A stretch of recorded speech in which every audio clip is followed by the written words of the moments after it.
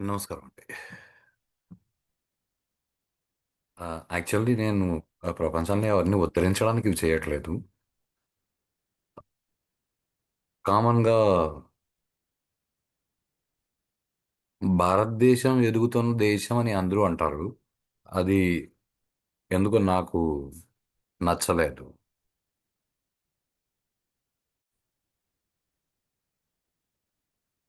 భారతదేశం ఎదుగుతున్న దేశం అన్నప్పుడు నాకు కొంచెం బాధేస్తదండి.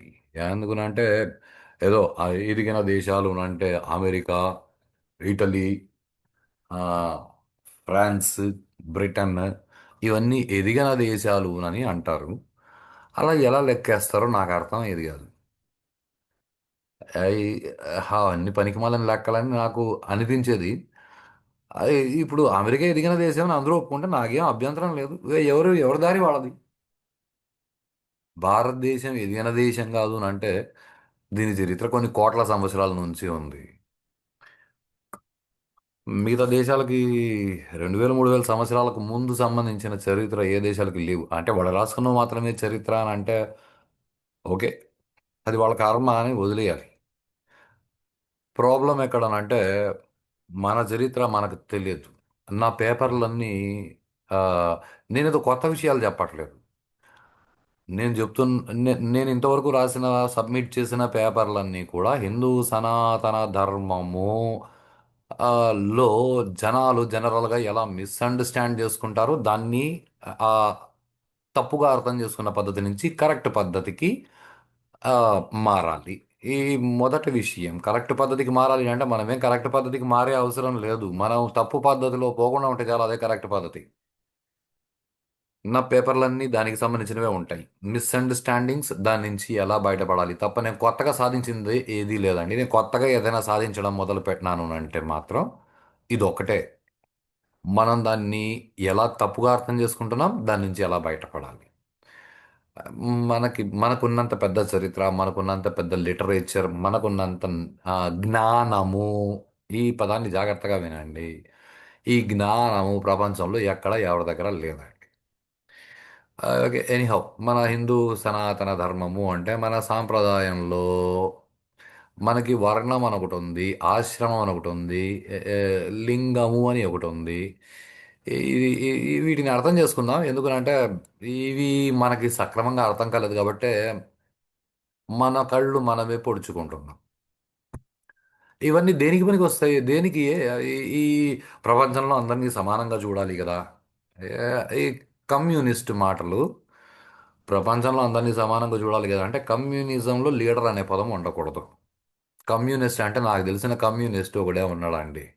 ప్రపంచం మొత్తం మీద ఒక కమ్యూనిస్టు అంటే నాకు బాగా గుర్తొచ్చే మనిషి ఎవరు అంటే శ్రీరామచంద్రమూర్తి. ఆయన కమ్యూనిజం పాటించినంత ఎవ్వరు పాటించలేదు. ఎందుకనంటే ఏ కమ్యూనిటీ వాడు ఏం చేయాలో, ఏ కమ్యూనిటీ వాడికి కింగ్ ఎవడుండాలో అని చెప్పిన వాడు రామచంద్రమూర్తి. చాలా చిన్న చిన్న విషయాలండి. ఎందుకనంటే ఆ, శ్రీరాముడు బయలుదేరినాడు అడవికి శృంగబేరిపురం వెళ్ళినాడు. అక్కడ నిషాదులు అంటే ఆ, చండాల కులము అంటే ఆ, తినడం కోసం జంతువుల్ని చంపి తినేవాళ్ళు. వాళ్ళని ఆ, వాళ్ళ రాజు గుహుడు ఆ గుహుడిని వెళ్ళిన వెంటనే ఆలింగనం చేసుకున్నాడు. అంటే కౌగిలించుకున్నాడు. ఆయన మన భాషలో చెప్పాలంటే ఒక హగ్ ఇచ్చినాడు. ఎందుకనంటే ఆయన వాళ్ళ కింగ్ కాబట్టి. సరే అక్కడి నుంచి వచ్చినాడు. ఇక్కడ ఎవరో సుగ్రీవుడు, హనుమంతుడు కలిసినారు.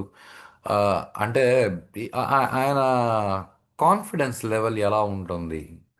శ్రీరామచంద్రమూర్తి కాన్ఫిడెన్స్ లెవెల్ ఏ పాటిది అంటే వాలిని చంపి వాలి చనిపోయిన తర్వాత సుగ్రీవుడిని రాజును చేయాలి. ఆయన అలా చేయలే. ఫస్ట్ సుగ్రీవుడిని రాజుని చెయ్యి అన్నాడు. సుగ్రీవుడిని రాజును చేసి రాజును చేసినందుకు వాడిని రాజుగా నిలబెట్టేందుకు వాలించాయి. చాలా గొప్ప స్టేట్మెంట్ ఏమనంటే ఆయన సుగ్రీవుడిని రాజును చేసింది కిష్కింధకి. అంతకుముందు ఏ స్నేహితుడైతే నిషాధ రాజు నిన్నాడో నిషాదుల రాజ్యానికి సుగ్రీవుణ్ణి రాజుని చేయలేదు. అంటే సుగ్రీవుడు ఏ కమ్యూనిటీ వాడో ఆ కమ్యూనిటీలో అతను కింగ్ లాంటి వాడు. ఇది కమ్యూనిజం అంటే. కమ్యూనిజం అని అంటే ఏ, పనికి మాలిన అందరూ సమానమే అయితే అందరికీ ఒకటే జీతమే. ఆ పార్టీలో మళ్ళీ నాయకుడు ఎందుకు ఉంటాడు? వెనకాల జెండాలు పట్టుకొని తిరిగే వాళ్ళు ఎందుకు ఉంటారు? నాయకుడు కూడా జెండా పట్టుకొని గుంపులో పోయిందా అందరితో పాటు తిరగాలి కదా. ఈ, మరి కమ్యూనిస్ట్ దేశాలు మేము అని చెప్పుకునే వాళ్ళకి ప్రైమ్ మినిస్టర్లు ప్రెసిడెంట్లు ఎట్లా ఉంటారండి? ఇవన్నీ పిచ్చి మాటలు. వ్యాపారం చేసుకుని బతికేస్తున్నారు అందరూ ఇట్లాంటి మాటలు చెప్పి అందరూ సమానమే. ఈ అందరూ సమానమే. ఎవరికి, ఎప్పుడు, ఎందుకు, ఇది మనం అర్థం చేసుకోకుండా ఎవడేం చెప్తే దాన్ని పట్టుకొని వేలాడడం మనకు అలవాటు అయిపోయింది. ఎందుకనంటే మనకు మన చదువులు రాకుండా చేసినారు కాబట్టి. సరే, ఓకే. ఎంతసేపు ఎవరినో తిట్టుకున్నా మనం విషయంలోకి వెళదాం. అక్కడి నుంచి వెళ్ళిన తర్వాత ఇంకా యుద్ధానికి వెళ్తారు అనగా అంతకుముందు విభీషణుడు వచ్చినాడండి. విభీషణుడు అంటే ఆ పదాలు జాగ్రత్తగా వినండి. ఆయన రాక్షసుడు. రాక్షసుడు వేరు, ఆసురుడు వేరు. విభీషణుడు రావణాసుర అన్నారు కానీ విభీషణాసుర అనలేదు. ఇది మొదటి విషయం, దీన్ని బాగా గుర్తుపెట్టుకోండి. దీన్ని పక్కకు పెట్టిన తర్వాత రావణాసురుడు రాక్షసుడు. రాక్షసుడు ఓకే. ఆయన దానవుడు కాదు, ఆయన దైత్యుడు. దానవులు వేరే, దైత్యులు వేరే. ఈ ఇప్పుడు దానవులు దైత్యులు అన్నది కులాన్ని బట్టి ఉంటుంది. రాక్షసుడు అన్నది పొజిషన్ని బట్టి ఉంటుంది. అసురుడు అన్నది గుణాన్ని బట్టి ఉంటుంది. మనం అన్నీ కన్ఫ్యూజ్ అయిపోయి రావణాసురుడి తమ్ముడు విభీషణాసురుడు అన్న పదాన్ని ఇంతవరకు ఎవరు వాడలేదు. ఆయన దైవీ ప్రకృతి కలిగిన వాడు. విభీషణుడు దేవగుణ సంపత్తు కలిగిన వాడు.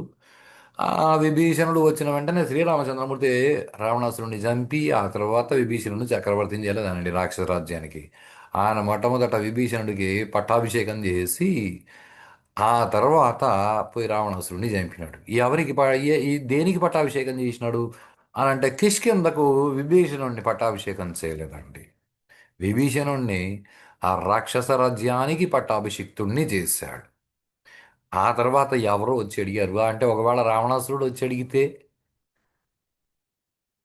రావణాసురుడు వచ్చి మరి నా తమ్ముడికి నువ్వు రాజ్యం కట్టినావు కదా నేను కూడా మారిపోతాను నాకు రాజ్యమి అని అంటే నేను అయోధ్యకి రాజును చేస్తాను అని చెప్పినాడండి శ్రీరామచంద్రమూర్తి.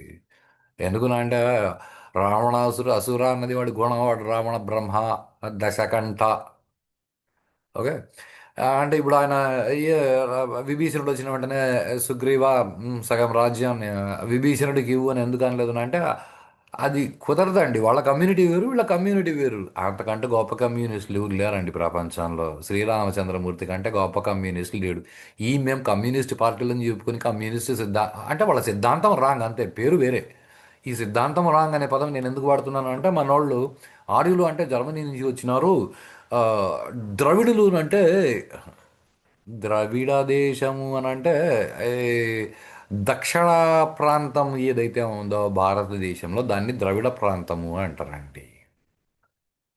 ఈ ఈ ద్రవిడ అన్న పదాన్ని ఇప్పుడు తమిళనాడులో వాడవుడో ఒకడు నేను ద్రవిడ మూమెంట్ స్టార్ట్ చేసినాను. ఆ ద్రవిడ మూమెంట్ అని అంటేనే ఆ, దానికి ఆ పదాన్ని అక్కడ వాడకూడదు. ఆ దరిద్రుడు వాడినాడు కాబట్టి ద్రవిడ అంటే నేను ద్రవిడునండి. మేము ద్రావిడులు. మేము ద్రావిడులు అన్నంత మాత్రాన ఆ పొరంబోకి ఎదవా ఆడవుడు మేము బ్రాహ్మణులకు అగేనిస్ట్ అవి అన్నీ మనకి ఎందుకంటే అలా కాదు. ఇవన్నీ తప్పు పదాలు వాడుతున్నారు. అవి మనకి అర్థం కావాలని నేను ఈ పేపర్లో రాయడం అంతేగాని నేను ఎవరిని ఉద్ధరించడానికి రాయలేదు. గాంధీ కరెక్ట్ అని నేను ఎప్పుడు చెప్పను. గాడ్సే కరెక్ట్ అని నేను ఎప్పుడు చెప్పను. నువ్వు నీ గురించి ఆలోచించు, ఇది మాత్రమే నేను చెప్తాను. ఎందుకంటే ప్రపంచంలో ఎవరి గురించి వాడు ఆలోచిస్తే ఎవరు కొట్టుకు చావరు, అందరూ ప్రశాంతంగా ఉంటారు.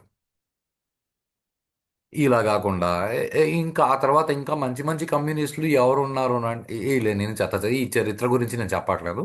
ధర్మరాజు ఇంకొక గొప్ప కమ్యూనిస్ట్ అండి.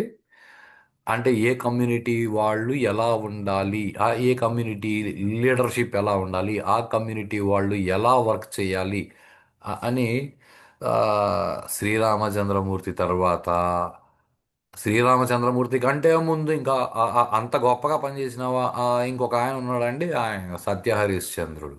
శ్రీరాముడి వంశంలో పూర్వీకుడు సత్యహరిశ్చంద్రుడు. ఆ, శ్రీరామచంద్రమూర్తి, మహాభారత కాలంలో ధర్మరాజు, వీళ్ళ కాలంలో ఎప్పుడు వర్షాలు పడాలో అప్పుడే వర్షాలు పడ్డాయి. ఎంత వర్షం పడాలో అంతే వర్షాలు పడ్డాయి. ఎక్కడ ఋతువులు క్రమం తప్పలేదు. ఇప్పుడు చూస్తున్నారు కదండి, జనవరిలో వర్షాలు పడుతున్నాయి. మన కర్మ. ఆ, పేరుకి వర్ష ఋతువు, వర్ష ఋతువులో వర్షాలు పడవు. పడితే అతివృష్టి, లేకపోతే అనావృష్టి. ఇవన్నీ దేనికేనంటే పరిపాలించేవాడిని బట్టి ఉంటుందండి. మనం ఊరికనే అనుకోవడం కాదు. అన్ని ఎఫెక్ట్లు ఉంటాయి జీవితంలో. మనం సరిగా అర్థం చేసుకోమంతే. మేము గ్రహాలని పట్టించుకోమండి. ప్లీజ్ మీరెవ్వరు గ్రహాలను పట్టించుకోవద్దండి. గ్రహాలే మిమ్మల్ని పట్టించుకుంటున్నాయి. ఆ విషయం అర్థం చేసుకోండి చాలు. మేము ఆ, ఆ, జాతకం మేము నమ్మము. నువ్వు నమ్ము అని ఎవరన్నారు? ఓకే, నువ్వు జాతకాన్ని నమ్ము అని నిన్ను ఎవరు అడగలేదు. అంటే ఈ బ్రాహ్మణులు ఆ, ఆ, వాళ్ళ వ్యాపారం సాగాలని, వాళ్ళకి డబ్బులు రావాలని ఇట్లాంటి పిచ్చి మాటలు చాలా ఎక్కువ వచ్చినాయండి. ఈ గ్రహాలు ఉన్నాయి, జ్యోతిషము, ఆ, ఇవంతా ఆ, వాళ్ళు కల్పించి పెట్టినారు. అవును, కల్పించి పెట్టినారు. కావాలంటే విను, అర్థం చేసుకోలేకపోతే వదిలి వదిలేయి. అంతేగాని ఏ, వాళ్ళు కల్పించి పెట్టినారు నువ్వేం ప్రాపకాండ చేసి పెట్టలే. ఏ బాపనోడు కూర్చొని జ్యోతిష శాస్త్రాన్ని రాయలేదు. జ్యోతిష శాస్త్రాన్ని రాసిన వాళ్ళు ఋషులు. ఋషికి ఒక మాట చెప్తారండి. ఋషి మూలం ఎంచొద్దు, నది మూలం ఎంచొద్దు అని అంటారు. అంటే నది ఎక్కడ పుట్టింది అని ఎంచొద్దు, ఋషి ఎక్కడ పుట్టినాడు అని ఎంచొద్దు. ఎందుకంటే ఋషి అంటే వాడు మామూలు మనిషి కాదు, వాడు తపస్సు చేసిన వాడు. తపస్సు చేసిన వాడికి ఇవన్నీ ఏముండవు. ఓకే, ఎనీహౌ, ఈ వర్ణం అంటే దేనికి అసలు ఇవన్నీ? ఇది ఒక పెద్ద క్వశ్చన్. చాలా జాగ్రత్తగా గమనించండి. They serve as inter connected mechanisms. అంటే ఈ వర్ణము, ఆశ్రమము, లింగము ఇవన్నీ ఒకదానితో ఒకటి కనెక్ట్ అయి ఉన్న విషయాలు. దేనికి? That structure the society. సొసైటీని ఒక ప్రాపర్ స్ట్రక్చర్డ్గా రన్ చేయడానికి, సపోర్ట్ ఇండివిజువల్ డెవలప్మెంట్. అంటే ఇవి దేనికి పనికి వస్తాయనంటే సొసైటీ సక్రమంగా నడవడానికి, ఇండివిజువల్ డెవలప్మెంట్కి, టు మెయింటైన్ బ్యాలెన్స్. ప్రకృతిలో బ్యాలెన్స్డ్గా బతకడానికి ఇవి పనికి వస్తాయండి. ఇది చాలా ఫిక్స్డ్ స్టేట్మెంట్. దీని గురించి ఎవరు కొట్టుకు చచ్చే పని లేదు. ఎందుకునంటే ఇక్కడ నేను ఏదైతే చెప్తున్నానో ఇది ఫిక్స్డ్. ఇది శాస్త్రం చెప్పింది. శాస్త్రాన్ని మిస్అండర్స్టాండ్ చేసుకునే వాళ్ళు ఆ, ఎవరైనా ఉంటే కరెక్ట్గా నేను ఇచ్చిన విషయాలని గమనించి అర్థం చేసుకోవడానికి ప్రయత్నం చేయండి. మేము ఒప్పుకోము అంటే మీ ఇష్టం. సే వర్ణ, నేను కులం గురించి మాట్లాడట్లేదు, వర్ణము గురించి మాట్లాడుతున్నాను. మీకు వర్ణం అంటే తెలియనప్పుడు వర్ణం గురించి అర్థం చేసుకోవడానికి ప్రయత్నం చేయండి. మీకు తెలిస్తే ఏ గొడవ లేదు. వర్ణ is defined in texts as birth based, ensures continuity of social rules. చాలా ఇంపార్టెంట్ స్టేట్మెంట్. మనకి వర్ణాలు నాలుగు ఉన్నాయి: బ్రాహ్మణ, క్షత్రియ, వైశ్య, శూద్ర. ఇవన్నీ కూడా బర్త్ వేస్డ్, పుట్టుకని బట్టి ఉంటాయి. అంటే నన్ను చాలామంది ఈ భగవద్గీతలో కూడా అలా చెప్పారే. ఆ, చాతుర్వర్ణ మయా సృష్టం గుణకర్మ విభాగశః. కృష్ణుడు చెప్పింది తప్పు కాదు, కృష్ణుడు చెప్పింది కరెక్టే.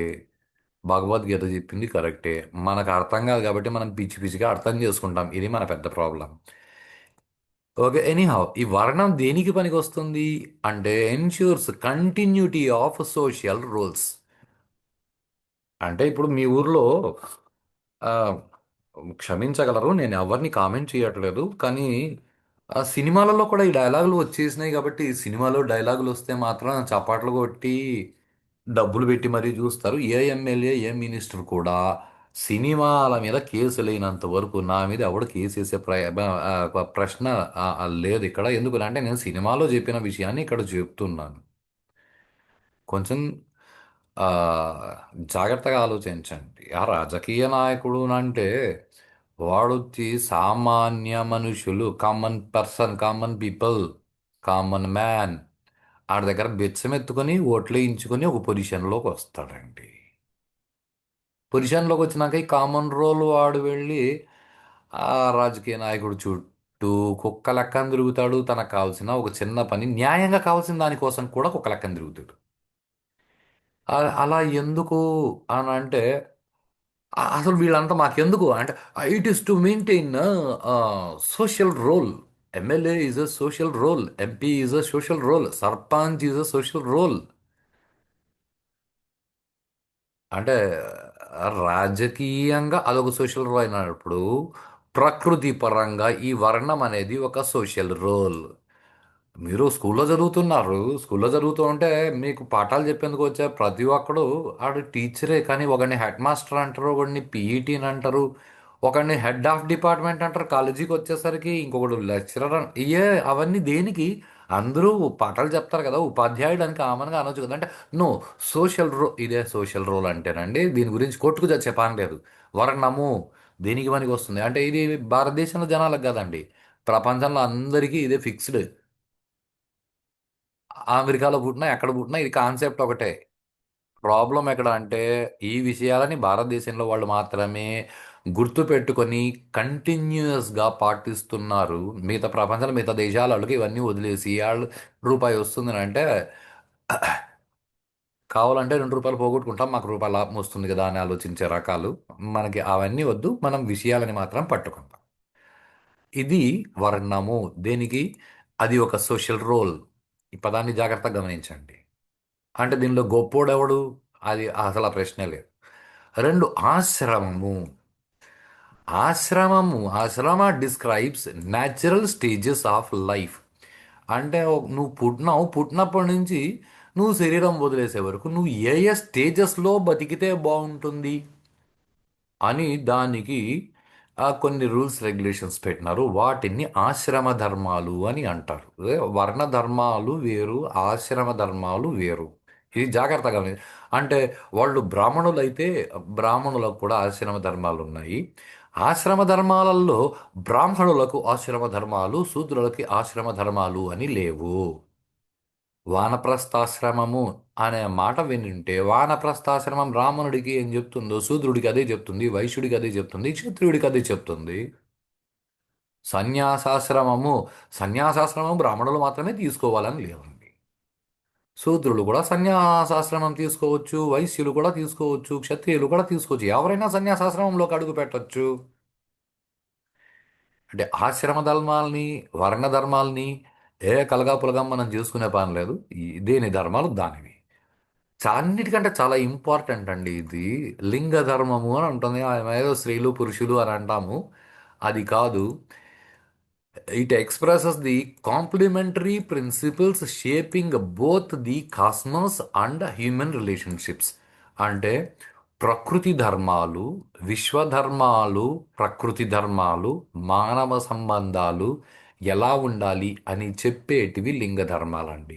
ఓవరాల్గా ఇవన్నీ దేనికి పనికొస్తాయనంటే inner growth, social cohesion and ecological harmony. అంటే ఒకరితో ఒకరు ప్రశాంతంగా కలిసి బ్రతకడానికి వర్ణ ధర్మాలు, ఆశ్రమ ధర్మాలు, లింగ ధర్మాలు ఉన్నాయి.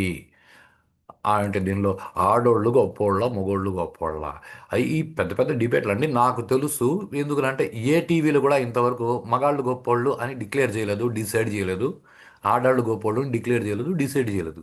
ఎందుకంటే అన్ని డిబేటబుల్ కాన్సెప్ట్స్. నేను డిబేట్ చేయట్లేదు ఇక్కడ. నేను ఓన్లీ కంటెంట్ని ఉన్నదున్నట్లు చెప్పడానికి ప్రయత్నం చేస్తున్నాను. అని నాకు తెలుసు. అర్థమైనవాడు ప్రశాంతంగా ఖచ్చితంగా బతకగలడు. మేము అర్థం చేసుకోము, మేము ఇంతే అనే వాళ్ళకు నేను చెప్పట్లేదు. ఓకే. ఎనీహౌ దీనికి చాలా పెద్ద పెద్ద విషయాలున్నాయి. అవన్నీ నిదానంగా చెప్పుకుంటూ వస్తాం. ఈ మధ్యలో వలసవాదులు అంటే జనరల్‌గా ఈ ఇది చాలా గొప్ప స్టేట్‌మెంట్. ఎందుకంటే మనకి తెలుగులో ఒక తిట్టుంది. అప్రాచ్యపు వెధవ అని. నాకు తెలిసి దీనికి చాలా మందికి అర్థం తెలీదు. అసలు ఈ మధ్య కాలంలో ఈ పదంతో తిట్టేవాళ్ళే లేకపోయిరి. అది వేరు. దాన్ని పక్కకు పెట్టండి. అప్రాచ్యపు వెధవ అని ఏదైనా పాత సినిమాలు చూస్తే పాత సినిమాల్లో వినుండేవాళ్ళు ఈ డైలాగ్‌ని. మనకి ప్రాచ్య ప్రాక్ దిశ, ప్రాచ్యము అంటే తూర్పు ప్రాంతము. పదాలు జాగ్రత్తగా వినండి. అప్రాచ్య అంటే పడమర ప్రాంతము, పశ్చిమ ప్రాంతము. ఆ, ఇది రిలేటివ్ పదాలు. ఈ పదాలు జాగ్రత్తగా వినండి. ఇవన్నీ రిలేటివ్ పదాలు. ఎందుకనంటే నేను ఆంధ్ర ప్రాంతంలో ఉన్నాను. నాకు వెస్టర్న్ స్టేట్, కర్ణాటక నాకు వెస్టర్న్ స్టేట్ అండి. ఇప్పుడు వెస్ట్ అప్రాచ్యపు అంటే వెస్టర్న్, ఈ పదాలు జాగ్రత్తగా వినండి. అప్రాచ్యపు వెధవ అంటే బ్లడీ వెస్టర్న్ వెధవ అని అర్థం. వెస్టర్న్ వెధవ అంటే ఇప్పుడు ఈ భారతదేశానికి వెస్ట్ పార్ట్లో ఉన్నవాడు అని చెప్పడం మొదలు పెట్టినారే కానీ వెస్టర్న్ కంట్రీస్ అంటే యూరోపియన్ కంట్రీస్, అమెరికా మాత్రమే కాదండి. ఎందుకంటే జపాన్ వాళ్ళకు మనం వెస్టర్న్ పీపుల్, మా ఆంధ్ర రాష్ట్రంలో వాళ్ళకి కర్ణాటక వాళ్ళు వెస్టర్న్ పీపుల్, మహారాష్ట్ర వాళ్ళు వెస్టర్న్ పీపుల్, సే మనకి నార్థన్ పీపుల్ తెలంగాణ వాళ్ళు ఆంధ్ర వాళ్ళకి, ఆ తెలంగాణ వాళ్ళకి ఆంధ్ర వాళ్ళు సదర్న్ పీపుల్. ఇవన్నీ రిలేటివ్ పదాలండి. ఈ వెస్టర్న్ ఫెలో అని అంటే కర్ణాటక వాళ్ళు అని అర్థం కాదు. భారతదేశానికి పశ్చిమ భాగం నుంచి వచ్చి భారతదేశంలో వాళ్ళ వాళ్ళ విషయాలని ఇంప్లిమెంట్ చేయడానికి ప్రయత్నం చేసి ఉన్న విషయాలను ఉన్నట్లు ఉండనివ్వకుండా భ్రష్టు పట్టించే వాళ్ళు ఎవరైతే ఉన్నారో వాళ్ళని అప్రాచ్యపు వెధవలు అని తిట్టేవాళ్ళండి పాత రోజుల్లో. అందుకే నేను వెస్టర్న్ అనే పదం వాడితే అది మళ్ళీ రిలేటివ్ పదం అవుతుంది కాబట్టి ఈ కొలనియల్ అనే పదాన్ని వాడుతున్నాను. ఎందుకంటే కొలనియల్ అని అంటే వలస వచ్చిన వాళ్ళు. ఇప్పుడు కాలనీ అనే పదం మనకు చాలా కాలనీ అంటే నాకు మళ్ళీ తెలుగులో ఏదో వాళ్ళ కాలనీ, వాళ్ళ ఇల్లు కాలనీ అంటే ఇల్లు కాలనీ, ఇల్లు కాలినట్లు కాదు. అంటే వేరే ప్రాంతం నుంచి ఇక్కడికి వచ్చి వలస వచ్చి ఇక్కడ ఇండ్లు కట్టుకొని బతికిన వాళ్ళు వాళ్ళ ఏరియాని కాలనీ అని పిలవడం మొదలయ్యేది. ఇప్పుడు మనం కూడా కాలనీ కాలనీ అని కాలనీలు కట్టుకుంటున్నాం, అందుకే కాలుతున్నాయి అన్నీ. ఆ, ఒకరిద్దరైతే చాలా గొప్ప గొప్ప పదాలు చెప్తారండి. కాలనీలో ఇండ్లు కడుతున్నారండి, మల్టీ స్టోరీ బిల్డింగ్స్.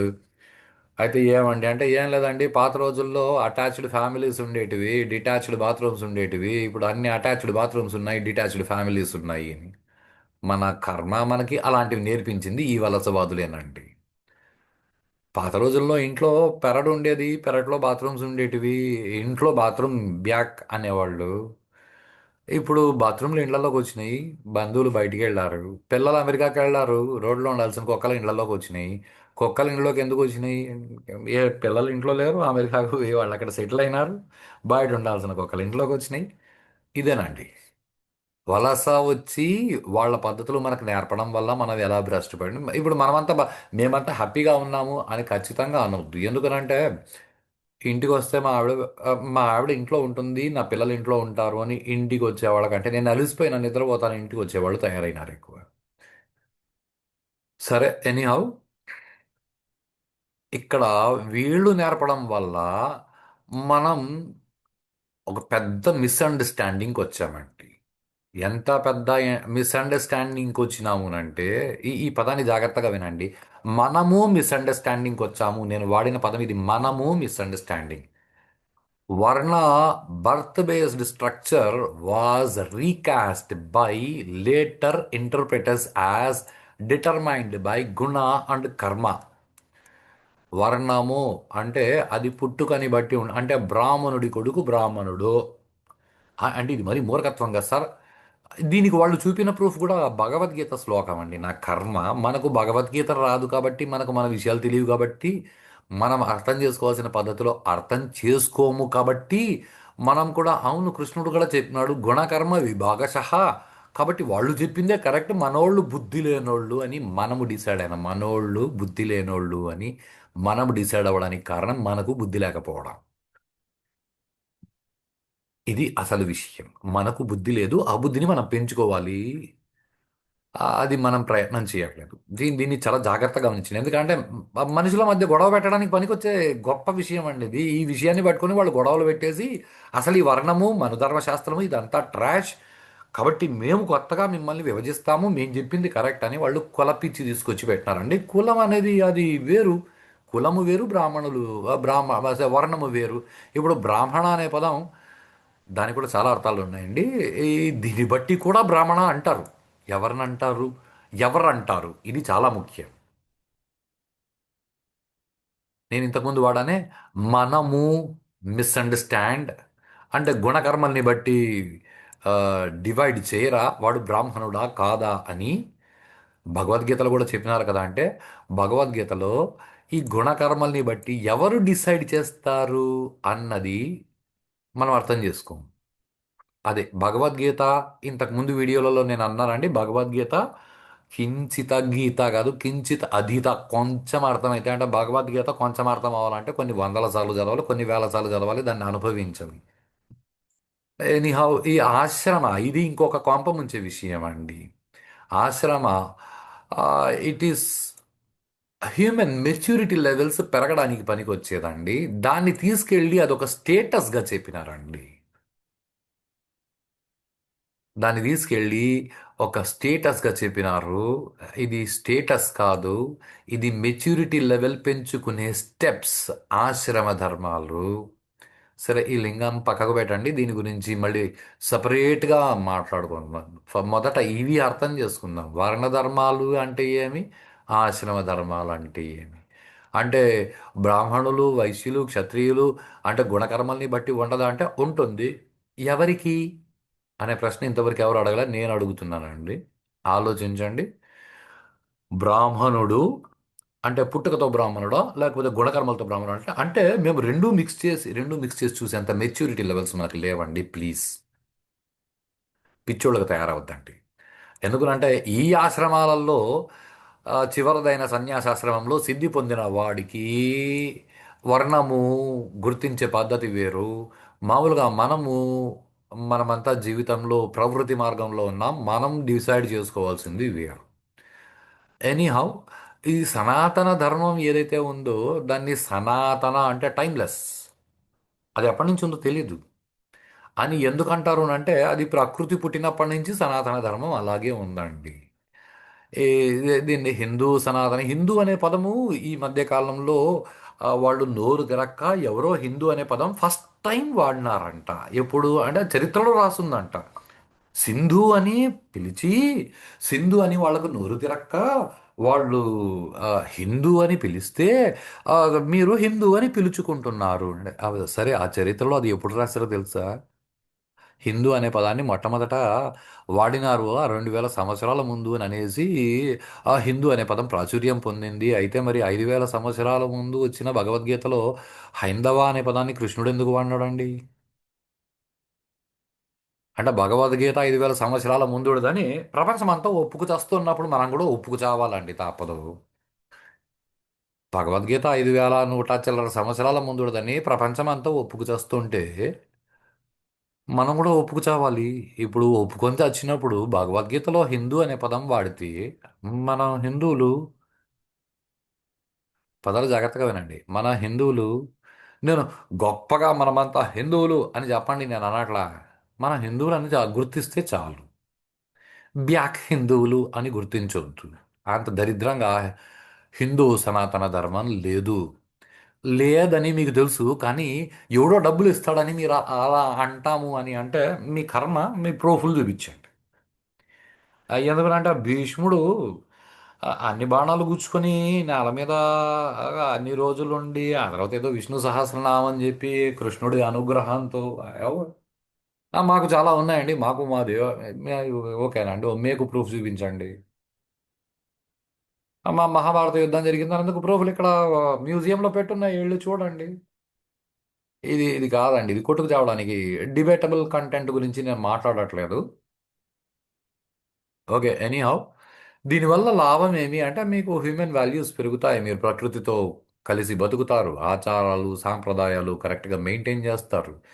పదం జాగ్రత్తగా వినండి, హిందూ అనేది రిలీజియన్ కాదు. హిందూ అనేది మతము కాదు. ఓకే, ఎనీహౌ,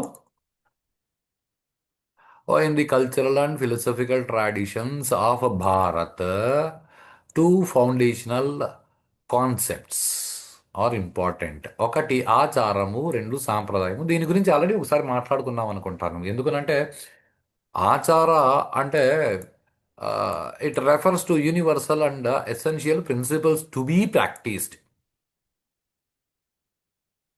ఆచరించి తీరాల్సినది ఆచారము. మరి సాంప్రదాయమునంటే ఈ ఆచరించి తీరాల్సిన దానిని ఏ విధంగా పాటిస్తున్నావో అది సాంప్రదాయము. ఈ సాంప్రదాయము అన్నది దేశము, కాలము, స్థితి, పరిస్థితిని బట్టి ఉంటుంది. ఎలా ఉంటుంది అంటే ఇంతకు ముందు ఒకటి రెండు వీడియోల ముందు నేను ఒక మాట అన్నానండి. హనుమంతుడికి రాహుగ్రహం బాలేదు అని అంటే హనుమంతుడికి ఉద్దులతో చేసిన వంటలు పెట్టాలి అంటే ఆ, భారతదేశం దక్షిణ ప్రాంతంలో ఆ, వడలేస్తారు, అది సాంప్రదాయము.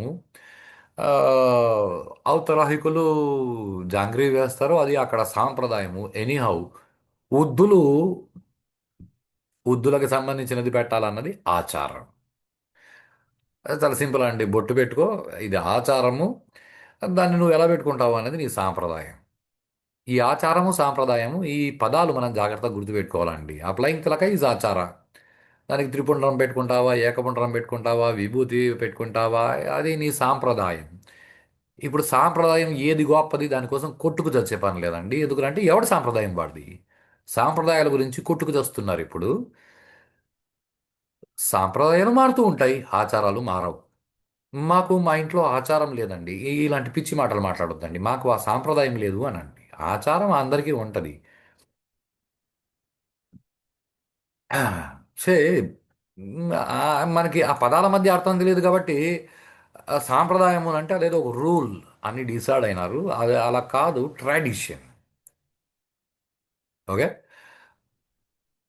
సరే, ఈ ఆచారము సాంప్రదాయం ఈ పదాలను చాలా జాగ్రత్తగా గుర్తుపెట్టుకొని మన నాలెడ్జ్ గురు శిష్య సాంప్రదాయము ద్వారా ఋషులు ఇచ్చిన విషయాలు ఆ, పరంపరగా వస్తూ ఉన్నాయి.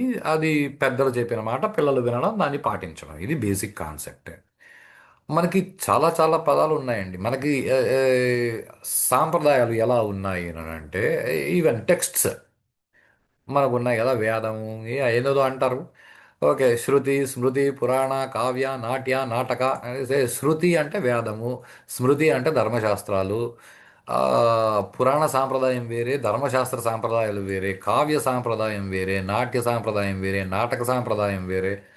ఇవన్నీ నాలెడ్జ్ ట్రాన్స్ఫర్ చేసుకోవడానికి రకరకాల పద్ధతులు. అంటే అదే గోధుమ పిండి నువ్వు పూరి చేసుకుంటావు చేసుకో, చపాతీ చేసుకుంటావు చేసుకో, ఆ, దోశ పోసుకుంటావు, గోధుమ పిండి దోశలు కూడా పోసుకొని తినవచ్చు. గోధుమ పిండి ఇడ్లీలు కూడా చేసుకొని తినవచ్చు. ఏంటి ఇప్పుడు గోధుమ పిండి వాడు, అది ఆచారము. దాంతో నువ్వేమేం చేసావు ఒకటి ఒక పద్ధతిలో చేస్తారండి. ఇలా మనకి రకరకాల సాంప్రదాయాలు ఉన్నాయి. ఇవే కాకుండా మనకి ఆహ్, ఈ గీతలు ఉన్నాయి చాలా. అగస్త్య గీత, శివ గీత, ఓకే, యోగా వాసిష్టం అని అంటారు, దీన్నే వశిష్ఠ గీత అని కూడా అంటారు. ఈ వశిష్ఠ గీతలో మనకి ఈ కల్పము మొదలైనప్పటి నుంచి ఇప్పటి వరకు జరిగిన చాలా విషయాలు దొరుకుతాయండి. దానిలోనే మనకి భుషుండ అనే ఒక ఋషి గురించి వస్తుంది. ఈ మధ్య కాలంలో యూట్యూబ్లో కూడా ఈయన గురించి చెప్తున్నారు. కాకభుషుండ అని అంటారు. ఓకే, ఆయన ఏదో ఇన్నిసార్లు రామాయణం చూశారు, ఇన్నిసార్లు ఆ, భారతం చూశారు. మీరు చూసారా? నన్ను అడగొద్దు, నువ్వు కావాలా తపస్సు చూసుకో అని నేను అడగట్లేదు. కాకభుషుండ ఆయన ఆ ఋషికి సంబంధించి అంటే ఆయన ఆయన కూడా మాకు 7 మంది చిరంజీవులు కదండి అంటే 7 మంది చిరంజీవుల్ని కనీసం గుర్తుపెట్టుకో అన్నారు. ఈ 7 మంది చిరంజీవులు, సప్త చిరంజీవులు, కనీసం వీళ్ళని గుర్తుపెట్టుకో అన్నారు. మిగతా వాళ్ళు చిరంజీవులు ఇంకెవరు లేరు అని ఎవరు అనలేదండి. అదే మీకు 7 మంది చిరంజీవులు, 8 వాళ్ళు లేడు అని మీరు అనొద్దు. ఆయన ఆయన భూషణ్, ఆయన మార్కండేయుడు చిరంజీవి అండి.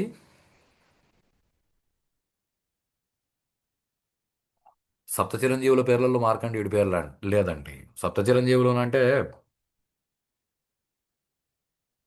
ఓకే, మనకు ఆ పేర్లు, చరిత్ర, ఇన్ఫర్మేషన్ మనకు అవసరం లేదండి. మనకు కావాల్సింది నాలెడ్జ్. నాలెడ్జ్ వేరు, ఇన్ఫర్మేషన్ వేరు. ఇప్పుడు ఆ, అలా తీసుకుంటూ వెళ్తే అష్టావక్ర గీత, గోపి, నేను నాకు సంబంధించి నేను దాదాపు 47 గీతలు చదివానండి. ఒకటి కాదు, రెండు కాదు. అగస్త్య గీత, శివ గీత, గురు గీత, వశిష్ఠ గీత, అష్టావక్ర గీత, అనుగీత, గోపికా గీత, వృషభ గీత, ఋభు గీత, ఇలా ఒక 47 వరకు గీతలు చదివానండి. అన్నిట్లో ఒకటే విషయం చెప్పుందండి. అన్నిట్లో ఒకటే విషయం చెప్పుంది. చెప్పే పద్ధతి వేరు, ఇచ్చే ఎగ్జాంపుల్స్ వేరు, ఇచ్చే కొటేషన్స్ వేరు, కాన్సెప్ట్ ఒకటే. అవన్నీ పరావిద్య మాత్రమే నేర్పుతాయి. పరావిద్య అంటే నేను ఎవరు అంటే ఇది జ్ఞానాన్ని ఇచ్చే విషయం. The higher knowledge.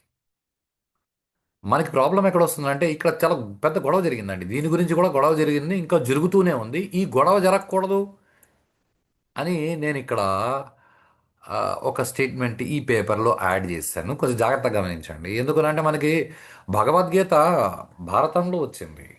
Yoga Vasishtamu ఆర్సే Vashishtha గీత ఏదైతే ఉందో అది రామాయణంలో రాలేదు కాబట్టి, రామాయణంలో పెట్టలేదు కాబట్టి ఇదంతా వీరు కల్పించినారు అనే మాట మాట్లాడతారండి. మనకి సాంప్రదాయం తెలియదు కాబట్టి ఆ మాట మాట్లాడతారు. మన సాంప్రదాయం వాడికి అర్థమయ్యేలా చెప్పడానికి, ఎవడైతే మిస్అండర్స్టాండ్ మనం చేసుకునేలా చేస్తున్నాడో వాడు కరెక్ట్గా అర్థం చేసుకోవడానికి నేను ఈ స్టేట్మెంట్ రాశాను. Gitas are traditionally named after the speaker. Agastya Gita అగస్త్యుడు చెప్పాడు, వశిష్ఠ గీత వశిష్ఠుడు చెప్పాడు, శివగీత శివుడు చెప్పాడు. ఇది చాలా జాగ్రత్తగా వినండి. శివ శివగీతలో శివుడు ఏం చెప్పాడు తెలుసండి? నువ్వు మహావిష్ణువే పరమాత్మ అని చెప్పినాడండి. ఇది చాలా ఆ, ఏ కాన్ఫ్లిక్టు లేని స్టేట్మెంట్. శివగీతలో శివుడు జ్ఞానబోధ చేసేటప్పుడు మహావిష్ణువు పరమాత్మ నువ్వు విష్ణువుని ఆరాధించు, గోవిందుణ్ణి పూజించు అని చెప్పినాడండి. భగవద్గీతకు వచ్చేసరికి ఆయన అసలు నువ్వు తప్ప ఇంకొక వస్తువు ఏది లేదురా, నేను అనే వస్తువు అంతా అని చెప్పాడండి. ఇదే కృష్ణుడు మళ్ళీ ఇంకొక చోట చెప్పాడండి. అసలు శివ సహస్రం కృష్ణుడు బోధించాడండి. శివసహస్రి శివుడు పరమాత్మ అని కృష్ణుడు చెప్పాడు. ఇప్పుడు ఈ ఆ, కొన్ని స్టేట్మెంట్లు చూశానండి యూట్యూబ్లో. ఆ, బాగా చదువుకున్నోళ్ళు ఓకే, ఇది తప్పని నేను అనట్లేదు. అంటే నారదుడు వచ్చి అన్నాడు కృష్ణ నువ్వే దేవుడు అని, ఆ, ఇంద్రుడు వచ్చి అన్నాడు కృష్ణ నువ్వే దేవుడు అని, శివుడు అన్నాడు కృష్ణ నువ్వే దేవుడు అని, కృష్ణుడు అన్నాడు ఎస్ నేనే దేవుడు అన్నాడు. ఈ- ఇవన్నీ ఇది తప్పని నేను అనట్లేదండి. కానీ ఇది మాత్రమే కాదండి, దీన్ని దాటి ఇంకా చాలా ఉందండి. ఏ? తెలివిగా మాట్లాడడం వేరు, తెలుసుకుని మాట్లాడడం వేరు, రిథమెటిక్గా మాట్లాడడం వేరు. అలా కాదు. సో ఈ భగవద్గీత మాత్రం కృష్ణ గీత అని దాన్ని పిలవలేదు. ఇది చాలా జాగ్రత్తగా గమనించండి. దీన్ని కృష్ణ గీత అనలేదు, దీన్ని ఆ, భగవద్గీత అన్నారు. అలాగే గోపికలు చాలా మంది ఉన్నారండి. గోపికలు చెప్పినవి భాగవత పురాణములు వచ్చినాయి. వాటికి కూడా ఈ గోపిక చెప్పిన గీత అని లేదండి. వాటిని అన్నింటినీ కలిపి గోపికా గీతలు అని అన్నారు. ఎందుకంటే ఎందుకంటే ఇది చాలా ఇంపార్టెంట్. ఈ గోపికలు భక్తిలో ఎంత మునిగిపోయారంటే వాళ్ళు ట్రాన్సెండ్ చెందారండి. అంటే వాళ్ళు పూనకం వచ్చేసింది వాళ్ళకి. వాళ్ళని వాళ్ళు మర్చిపోయారు. గోపికలు వాళ్ళ పేర్లు వాళ్ళు మర్చిపోయారు. వాళ్ళ గుర్తింపుని మర్చిపోయినారు. అక్కడ వ్యాసుడు చాలా ట్రై చేశాడు. ఈ గోపిక చెప్తోంది కదా, ఈ గోపిక మనసులో ఏముందో చూసి ఆ గోపికకి ఆ గోపిక చెప్పిన స్టేట్మెంట్కి ఆ గోపిక పేరు పెడతాము అని వాళ్ళ మనసుల్లోకి వ్యాస భగవానుడు ఎంత తొంగి చూసినా వాళ్ళకు వాళ్ళు గోపికలు అని తెలిసిందే తప్ప వాళ్ళకి ఇంకేం తెలియదండి. గోపికలు అనే పదాన్ని ఆ, గోపికలు అని అంటే మీరేదో అమ్మాయిలు అనుకోవద్దండి ప్లీజ్. గోపికలు అంటే అక్కడ ఉన్న ఆడవాళ్ళు మగవాళ్ళు అందరూ కూడా గోపికలేనండి. భాగవతం చదివితే అర్థమవుతుంది. గోపికలు అమ్మాయిలు మాత్రమే కాదు, ఆడవాళ్ళు మగవాళ్ళు అందరినీ గోపిక, గోపా అనే శబ్దంతోనూ సూచిస్తారు. ఎవరైతే ఇంద్రియాలను గోప్యంగా ఉంచుకొని అంటే కళ్ళని చాలా జాగ్రత్తగా కళ్ళను దాచిపెట్టి, ఈ పదాన్ని జాగ్రత్తగా వినండి. కళ్ళని దాచిపెట్టి అంటే కళ్ళని దాచిపెట్టి ఏం చేస్తారండి అంటే కళ్ళు అలా తెరిస్తే కళ్ళ ముందర ఉన్నవన్నీ కనిపిస్తాయండి. వీళ్ళు ఎలాంటి వాళ్ళు అంటే కళ్ళని చాలా జాగ్రత్తగా దాచిపెట్టి ఎక్కడెక్కడ కళ్ళు తెరిచి చూస్తే మనసు చెడిపోదో అక్కడక్కడ మాత్రమే కళ్ళు తెరిచి చూసేవాళ్ళు. అంటే మిగతా విషయాలను వాళ్ళు చూసినా వాళ్ళ మనసులు పట్టుకోదు. అలాంటి సిద్ధి పొందిన వాళ్ళని గోపికలు అని అంటారు యోగ శాస్త్రంలో. భక్తి శాస్త్రంలో గోపికలు అంటే భక్తి పండిపోయి వాడికి ఇంకా భక్తి అంటూ ఏమీ లేదు. వాడికి కృష్ణుడు పక్కన కూర్చుంటే కృష్ణుడు ఒళ్ళో కాళ్ళు పెట్టి కృష్ణుడు భుజాన కాళ్ళు వేసి కృష్ణుడి నెత్తిన కాలు పెట్టి ఎక్కి కూర్చున్నారు ఆ కాళ్ళు. అంటే వాళ్ళు కృష్ణుడు అయిపోయింటే కానీ వాళ్ళని వాళ్ళు ఎక్కలేరు. అంత భక్తిలో పండిపోయిన వాళ్ళని, వాళ్ళ ఇంద్రియాలు ప్రపంచంలో ఇంక దేన్ని పట్టించుకోని వాళ్ళని గోపికలని అంటారు భక్తి శాస్త్రంలో. మనకు ఆ, గోపికలు అంటే అక్కడ నందవ్రజంలో ఆ, యదుకులములో ఆ, అంటే యాదవులు ఈ పదం మీద మళ్ళీ పెద్ద గొడవ వచ్చిందా అంటే అయ్యో నాకు తెలీదు. మనకి గొడవలు అవసరం లేదు. యదుకులములో యాదవులలో అక్కడ ఉన్న స్త్రీలు వాళ్ళని గోపికలు అంటారు. Okay, no problem. యాదవులు వాళ్ళ కులంలో అంటే వాళ్ళ మనసుల్లో కల్మషం లేదు కాబట్టి భగవంతుడు వాళ్ళ మధ్యలో పుట్టి విరిగినాడండి. అంటే యాదవులు అన్న వెంటనే ఇప్పుడు రావణాసురుడు కూడా బ్రాహ్మణుడు బై బర్త్. రావణాసురుడు బ్రాహ్మణుడు బై బర్త్. కన్యాసురి గుణం పెరిగింది. ఇక్కడ యాదవులు అంటే వాళ్ళు శూద్రులు అయి ఉండొచ్చు. కానీ ఆ ప్రాంతంలో యాదవులు ఎవరైతే ఉండేవాళ్ళో వాళ్ళందరూ మనుషులు ఆ, మనసులో కల్మషం లేకుండా ఉండేవాళ్ళు కాబట్టి కృష్ణుడు వాళ్ళ మధ్య పుట్టి వాళ్ళతో ఆడుకుంటూ పెరిగినాడు, ఫ్రెండ్షిప్ చేసి. పోతనే ఏడుస్తాడు అసలు. అయ్య, వాళ్ళు ఆ తిండి తింటే చేయి కడుక్కోవాలన్న విషయం కూడా తెలియని వాళ్ళు అలాంటి వాళ్ళ మధ్య నువ్వు వాళ్ళ ఎంగిలి చేతులతో వాళ్ళ నోట్లో ముద్దలు పెట్టుకొని నీకు నోట్లో ముద్దలు అట్లే నువ్వు ఎంగిలి ముద్దలు తిన్నావు అని భాగవతం రాసుకున్న వాళ్ళందరూ ఏడ్చినారండి. ఎందుకంటే కృష్ణుడు ఎంగిలి తిన్నాడు కాదు ఇక్కడ కాన్సెప్ట్. వాళ్ళ మనసులో కల్మషం లేదు. వాళ్ళు అసలు ఎంగిలి పెడుతున్నామని వాళ్ళు మర్చిపోయి కృష్ణుడికి తిండి పెడుతున్నామని పెట్టినారండి. అలా ఎందుకు పట్టుకోరండి? అంటే కొట్టుకు చావడం మనకు అలవాటైందండి. ఎందుకనంటే మన విషయాలు మనకు అర్థం కాకుండా పోయినాయండి. దానికండి నేను ఇవన్నీ వీడియోలు చేయడం అంతే. Okay, anyhow. వాళ్ళు తమని తాము మర్చిపోయారు కాబట్టి అక్కడ గోపికా గీతలు అని పేరు పెట్టి వదిలేసినాడు. కానీ వ్యాస భగవానుడు ఆ గోపికల పేర్లు తెలుసుకోవాలి అంటే లేవండి. వాళ్ళ మనసులు చాలా గోప్యంగా ఉన్నాయి. ఇంద్రియాలన్నీ చాలా గోప్యంగా పెట్టుకున్నారు. చెవులతో వాళ్ళు కృష్ణుడికి సంబంధించిన విషయాలు వింటారే కానీ వేరే విషయాలు వాళ్ళకి వినిపించినా వాళ్ళ చెవుల్లో పడవు. అక్కడెక్కడ అమెరికాలో పిడుగు పడితే ఇక్కడ మీకు అక్కడ పడింది కదా, శబ్దం వచ్చింది కదా, మీరు ఎందుకు వినలేదు అంటే మేము వినాము అన్నట్లు. అది ఓకే, ఇక్కడ డిస్టెన్స్ కాన్సెప్ట్ వచ్చింది. పెద్దవాళ్ళు ఏదైనా పనికి వచ్చే మాట చెప్తుంటే మీరు విననట్లు నటిస్తారే, అలా గోపికలు కూడా కృష్ణుడిని కి తప్ప వేరే విషయాలు ఏమైనా మాట్లాడితే విననట్లే నటిస్తూ వదిలి వెళ్ళిపోతారు. వాళ్ళ మనసులు పట్టుకో, అలాంటి వాళ్ళని గోపికలు అంటారు. మరి అంత పిచ్చి కదండి అంటే ఆ పిచ్చి లేదని మనం ఏడవాలి అంతే. మనం వేరే పిచ్చుల్లో బతుకుతున్నాం కదండి. Okay, anyhow. చాలామంది ఫ్రీక్వెంట్గా అంటే చాలా రెగ్యులర్గా అడిగే ఓ పనికి మాలిన ప్రశ్న ఏమినంటే ఆ, భగవద్గీత భారతంలో ఉంది బాగానే ఉంది. ఈ గోపికా గీతలు ఏదో భాగవతంలో ఉంది, అది పురాణం ఓకే బాగానే ఉంది. కానీ వశిష్ఠ గీత మాత్రం అది రామాయణంలో ఎందుకు లేదు అని అంటారు. మనకి సాంప్రదాయం తెలియదు కాబట్టి లేదండి. ఎందుకంటే భగవద్గీత భారతంలో ఉంది. భారతము ఆ రాస్తున్న సాంప్రదాయాలు ఏదైతే ఉన్నాయో వాటిలో పురాణ సాంప్రదాయంలో ఉంది. అంటే భారతం అనే ఇతిహాసము చరిత్ర, భారతము అనే చరిత్ర వ్యాస భగవానుడు పురాణ సాంప్రదాయంలో రాశాడు. రామాయణం అనే చరిత్రని వాల్మీకి మహర్షి కావ్య సాంప్రదాయంలో రాశారు.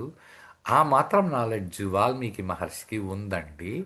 ఆయన కావ్య సాంప్రదాయంలో రాసినాడు కాబట్టి గీతలు పురాణ సాంప్రదాయంలో ఇంటగ్రేట్ చేసి లోపల పెట్టొచ్చు కానీ కావ్య సాంప్రదాయంలో పురాణాలు పెట్టరాదు కాబట్టి వశిష్ఠ భగవానుడు అదే వాల్మీకి భగవానుడు వశిష్ఠ భగవానుడు ఇచ్చిన గీతని రామాయణంలో లోపల యాజ్ ఎ పార్ట్ పెట్టలేదండి. ఇది ఆ, ఎందుకు అట్లా లేదు, ఇవన్నీ సపరేట్గా రాసి అంటే ఎస్ మేము అన్నీ సపరేట్గా రాస్తామండి. మాకు ఆ, బ్రాహ్మణ కులం కాదండి. ఆ, మేము ప్రవృత్తి మార్గంలో ఉంటే బ్రాహ్మణుడు జన్మతః బ్రాహ్మణుడు, బ్రాహ్మణుడి కొడుకే బ్రాహ్మణుడు. మేము నివృత్తి మార్గంలో ఉంటే గుణకర్మని బట్టి మేము బ్రాహ్మణులని డిసైడ్ చేస్తాం. మా సాంప్రదాయాలు అలా రెండు సాంప్రదాయాలు ఉన్నాయి బేసిక్గా. ధర్మశాస్త్రాన్ని బట్టి బ్రాహ్మణుడు వాడు బ్రాహ్మణుడుగా బతకాలి అంటే ఎలా బతకాలి అని ఉంది. ఆ, వైశ్యుడుగా ఎలా డిసైడ్ చేస్తావు, దేన్ని బట్టి డిసైడ్ శూద్రుడు అని దేన్ని బట్టి డిసైడ్ చేస్తావు అంటే దాన్ని నివృత్తి మార్గంలో ఉన్నవాడు వేరే డిసైడ్ చేస్తాడు, ప్రవృత్తి మార్గంలో ఉన్నవాడు వేరే వేరే డిసైడ్ చేస్తాడు. నువ్వు ఏ మార్గంలో లేకుండా కొట్టుకు చేస్తున్నావు దాన్ని గమనించు. ఏదో ఒక మార్గంలో ముందరికి వెళ్ళు. ఇది ఎట్లాంటిది అంటే ఏదో డాక్టర్, మీరు డాక్టర్ దగ్గరికి వెళ్తే వైట్ కోట్ వేసుకొని కూర్చొని మిమ్మల్ని మీకు కన్సల్టేషన్ ఫీజు తీసుకొని నువ్వు ఆ టాబ్లెట్ వేసుకో ఈ టాబ్లెట్ వేసుకో అంటాడు. అదే డాక్టర్ సర్జరీ చేయడానికి లోపల పోతే వైట్ కోట్ వేసుకొని సర్జరీ చేయడండి. ఆడు గ్రీన్ కోట్ వేసుకొని సర్జరీ చేస్తాడు. అంటే అది వాళ్ళ సాంప్రదాయము. అంటే డాక్టర్ నువ్వు గ్రీన్ కోట్ వేసుకుని నాకు ఇక్కడ ఎందుకు మెడిసిన్ ఇవ్వలేదు నువ్వు అడిగితే వేసుకోకూడదని రూల్ ఏం లేదు. కానీ వేసుకోడు అంతే. వాడి పద్ధతి. అట్లా మా పద్ధతులు మావి. సో కావ్య సాంప్రదాయం వేరు, పురాణ సాంప్రదాయం వేరు కాబట్టి దేనిలో ఏం పెట్టాలో మా వాళ్ళకు తెలుసు కాబట్టి అలా ఎందుకు, నీకు రీజన్ ఎందుకు? డాక్టర్ గ్రీన్ కోట్ ఎందుకు వేసుకుంటాడు? నీకు రీజన్ ఎందుకు? ఆ డాక్టర్ని నేర్పిస్తారు నువ్వు గ్రీన్ కోట్ వేసుకోరని, ఎందుకో వాళ్ళు మెడిసిన్లో నేర్పిస్తారు. నాకు తెలియదు, నేను నేర్చుకోలేదు, ఎందుకంటే నేను ఎంబీబీఎస్ చేయలేదు. ఇలాంటి పనికి మాలిన రీజన్లు వెతుక్కుంటామండి. వై? ఎందుకు? నువ్వెందుకు బతుకున్నావు సార్ ప్రశ్నించుకో. అది నువ్వెందుకు పుట్టినావు? ఈ సినిమా డైలాగులు కదండి. ఏదో ఆ, ఈ సినిమాలో ఈ దరిద్రపు మాటలు చదివిన తల్లి తండ్రి వాళ్ళు సుఖపడేందుకు వాళ్ళు పిల్లల్ని కనేసి, మరి నువ్వే అడక్క తింటున్నావా? నువ్వు సుఖపడడానికే కదా పుట్టినావు. ఎత్తుక్కొని వాళ్ళ ఇంట్లో పుట్టినావు. నువ్వు ఎవరు ఎత్తుక్కొని పుట్టమన్నారు? పుట్టొద్దు. అసలు చచ్చే పనే ఉండదు. భగవద్గీతలో చెప్పినాడు కదా, జాతస్య ధ్రువో మృత్యు. నీ చావుకి ఒకటే కారణం, నువ్వు పుట్టినావు. నువ్వు చావకూడదు అంటే అసలు పుట్టొద్దు. అంతా సింపుల్గా చెప్తే, నువ్వేవో తల్లిదండ్రిని ఎదుక్కొని నువ్వు పుట్టి వాళ్ళు సుఖపడి, మరి నువ్వు ఏం అడక్క తింటున్నావు? నువ్వు దుఃఖపడుతున్నావా లోకంలో? నువ్వు కూడా సుఖపడేందుకే కదా ఎత్తుక్కుంటున్నావు. ఈ మాటలతో కుటుంబాలు నాశనం అయిపోతాయండి. కుటుంబం నాశనం అయిపోతే అయిపోయిందండి. మనం వసుదైక కుటుంబం అని భగవద్గీతలో చెప్పిన ప్రపంచం అంతా ఒక కుటుంబం. ప్రపంచమంతా కుటుంబంగా బతకాలి అంటే, ఒక కుటుంబంగా బతకాలి అంటే ఒకరితో ఒకరు కలిసి సంతోషంగా ఒకరి కోసం ఒకరు బతికితే దాన్ని కుటుంబం అని అంటారు. ప్రపంచంలో అందరూ ఒకరి కోసం ఒకరు బతకండి అంటే నో. అలా బతికితే దానిలో కిక్ ఏముంది? మేము విడగొట్టి మీరు విడిపోయి నవ్వుతుంటే మేము కలిసి నవ్వుకుంటాం అని మిగతా వాళ్ళని, మీ కుటుంబంలో తల్లి తండ్రి బిడ్డ ఒకరితో ఒకరు విడిపోయేలా తయారు చేసి మీరు విడిపోవడానికి ఇలాంటి డైలాగులు సినిమాల్లో పెట్టి చెప్పించి, మీరు కూడా అవును కదా, మా నాన్న నాకు నచ్చినట్లు మీ నాన్న నీకు నచ్చినట్లు ఉండాలా? అడగలేదు. నువ్వు మీ నాన్నకు నచ్చినట్లు ఉండాలి కానీ మీ నాన్న నీకు నచ్చినట్లు ఉండరు నాన్న. దశరథుడు రాముడికి నచ్చినట్లు ఉండాలని లేదు. రాముడు దశరథుడికి నచ్చినట్లు ఉండడానికి ప్రయత్నం చేశాడు. ఇవన్నీ ఈ ఈ ఈ ఈ అసంప్రదాయబద్ధం కాని మాటలన్నీ చెప్పి మన జీవితాన్ని నాశనం చేస్తున్నాయండి ఈ సినిమాలు, యూట్యూబ్లు. ఈ కమ్యూనిస్ట్ భావాలు ఉన్నోళ్ళు మన సాంప్రదాయం గురించి తెలియని పొరంబోకు వెధవలందరూ పిచ్చి పిచ్చి మాటలు చెప్తే మనం చప్పట్లు కొట్టి అవునేమో అని మనం చప్పట్లు కొడతామండి. అందుకే నాన్న, మీ నాన్నగారు బాగున్నారా అని అడగడానికి, మీ అమ్మ మొగుడు బాగున్నాడా అని అడగడానికి చాలా తేడా ఉందండి. అసహ్యంగా ఉంటుంది. ఇలా మాట్లాడకూడదు. కాబట్టి కాబట్టి బ్రాహ్మణ అన్న పదాన్ని నువ్వు అర్థం చేసుకోవాలి అంటే ఇంగ్లీష్ డిక్షనరీ ఏం చెప్పింది, నీ ఎదిగితే ఇంగ్లీష్ వాళ్ళకి బ్రాహ్మణ అనే పదం తెలియదు. వాడికి ఇష్టం వచ్చిన మీనింగ్ చెప్తాడు. అలా కాకుండా నీ పదాన్ని నువ్వు అర్థం చేసుకోవడానికి నీ సాంప్రదాయంలో నువ్వు అర్థం చేసుకోవాలి. నీ సాంప్రదాయాన్ని అర్థం చేసుకోవాలి అంటే ఈ పేపర్లో బ్రాహ్మణ అని చెప్పడానికి బైబిల్ని లేకపోతే ఖురాన్ని తీసుకొని బ్రాహ్మణులు ఎవరు అని చెప్పలేదండి. ఇవన్నీ భారతదేశానికి సంబంధించినవి కదా, కాబట్టి భారతదేశానికి సంబంధించిన IKS Indian knowledge system based ఆచారము సాంప్రదాయము మెథడాలజీని బేస్ చేసుకొని ఈ పేపర్లో వర్ణం అంటే ఏమి, ఆశ్రమం అంటే ఏమి, అధ్యాత్మ విద్య అంటే ఏమి, ఆ, స్- ఇవన్నీ విషయాలు ఇక్కడ డిస్కస్ చేయడం జరిగింది. ఏ, కుల వ్యవస్థ అంటే ఏమి? కుల వ్యవస్థ ఉంది. మీ భారతదేశంలోనే ఎందుకు కుల వ్యవస్థ ఉందంటే, అవును పా మేము ఆ, వంకాయల్లో కూడా రకరకాల కులాలు ఉన్నాయి. ఆ, గంజి వంకాయలు అంటారు, పొడువుగా ఉన్న వంకాయలు అని అంటారు, సిద్ధార్థ వంకాయలు అని అంటారు, టమాటాలలో నాటి టమాటాలు అని అంటాం. మేము అన్నీ we go to the root. బోడి మామిడి కండ్ల మా మామిడి పండు మేము అనమండి, మాది బంగినపల్లి మామిడి పండు. ఏ? ఆ, ఎర్రమూతి పళ్ళు, నీలం పళ్ళు, మేము ఇలా అవి కులాలండి. మామిడి అన్నది ఆ, ఒక రకమైన జాతి. మామిడి జాతిలో రకరకాల కులాలు ఉన్నాయి. మామిడి జాతిలో కులాలు ఉన్నప్పుడు భారతదేశంలో మేము ఆ కులాల్ని అన్నిట్లోనూ మెయింటైన్ చేస్తాం. మిగతా ప్రపంచానికి బాధేస్తే ఏడవండి, చావండి. క్రిస్టియానిటీలో కూడా ఉన్నాయండి. ఆ, మనకెందుకులేండి మిగతా మతాల గురించి. పనికిమాలిన విషయాలు వాటి గురించి డిస్కస్ చేయడం వేస్ట్. ఓకే, ఎనీహౌ, ఇవన్నీ కొంచెం జాగ్రత్తగా గుర్తుపెట్టుకోండి. ఈరోజు మనకు కావాల్సిన ఫౌండేషన్ గురించి మాత్రమే మాట్లాడుకుంటున్నాము.